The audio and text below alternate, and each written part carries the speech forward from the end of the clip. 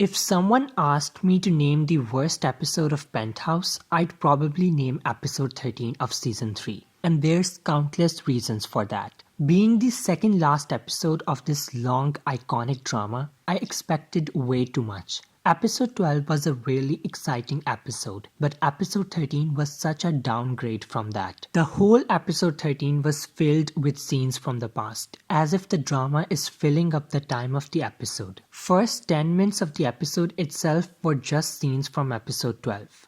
Later on, the episode progressed so sloppily. The only shocking thing was the twist of Seo Jin throwing the drug that Eun Byul gave her. But even that totally disappointed me. Because remember the whole scene Seo Jin created in the Hera Palace fountain looking for Eun Byul? Then she even mistakes Rona for Eun Byul and drags her from that place. Then she fights with Yunchul, falls down and a chandelier falls on her. So you're telling me she did that in her sane mind? In that scene, it was definite that Seo Jin had lost her memories. Otherwise, there was absolutely no reason to go to Rona and call her Eun Byul. The only way I'll try to explain this would be that Seo Jin did drink the drug, so maybe a little of it did affect her. So it must be the effect of that little drug that went into her body before she threw up the rest. Anyways, Yunchul turning blind was unnecessary. The writer gave him all the pain in the world before killing him. Even Dante's death wasn't that depressing.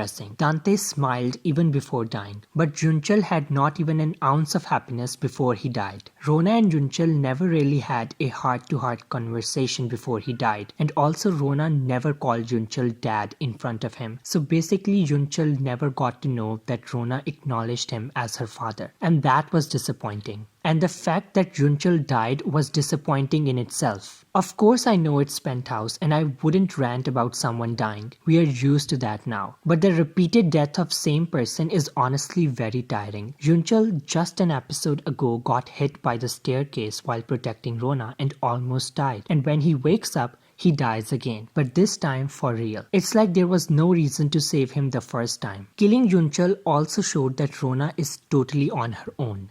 The dream of the viewers to have a happy ending with sisters together and with their father, well, that will never come true. On top of that, the whole Seo Jin lying about her disease and trying to escape wasn't at all exciting either. It wasn't something new too. Seo Jin's been doing the same since season 1. So while I was watching the episode, I was like, okay, what's so new about that? I waited till the end of the episode for something that could possibly save this episode. But no, even the ending wasn't shocking. Of course, Ryeon isn't dead. When someone survives leaving through an elevator of a crumbling building, of course falling in water is nothing. The only good part of the episode might be that Eun Byul finally called the police herself. But the thing that angers me is that Eun Byul wanted to see for herself that her mother is a monster, as if she doesn't know her mother.